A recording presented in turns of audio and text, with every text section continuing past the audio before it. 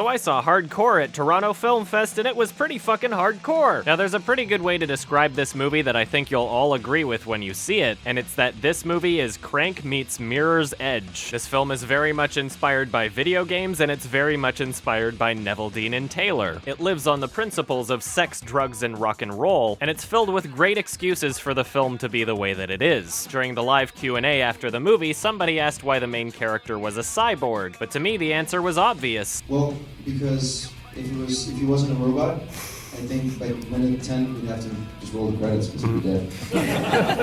If he was just a regular human being, he would probably die right away and the movie would be pretty fucking short. However, its benefits don't stop there. For one, the character's ability to speak is damaged from the beginning of the film. So seeing the entire film from the eyes of a silent protagonist not only adds to the humor, but it's one more layer to add to the homage of video games that this film is going for. There are plenty of films shot in first person that have cuts that might bother me, but this film often disguises those cuts as glitches in the main character's vision. And when cuts are made in the film, I never really feel cheated by their existence. The cuts were often used to help keep the pace of the film going, so when the character's chasing someone over a long distance, there's no real point in showing the entirety of the chase anyway. This film is filled with incredibly impressive parkour and stunt choreography, with many of the stunts putting the actors in very real danger. The bridge chase, the whole chasing after the slick, did you see?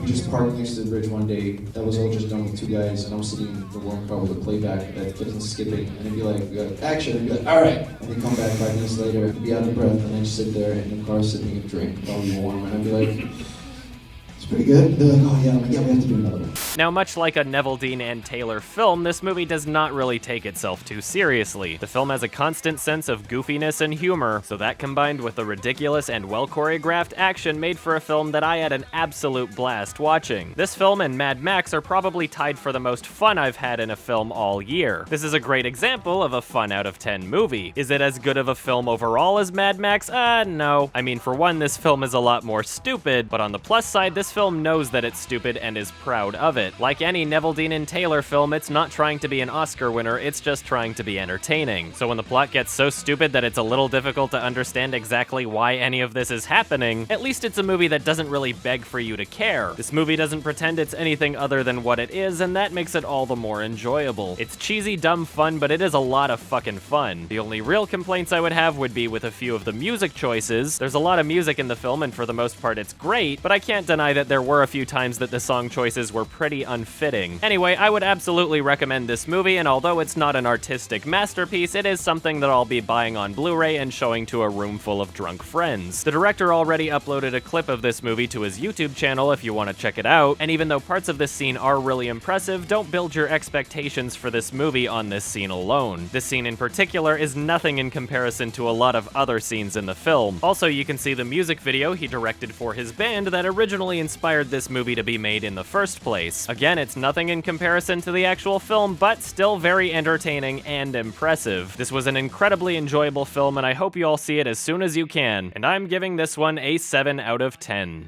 I wish this was Quantum I would Chain. say, like, pick one. You know, the opening title already, like, beat you over the head with it. Oh, Jesus Christ. Do you think Mark is a good person? No. I had to think about it. I think Mark will end up in prison before the age of 30? Yeah.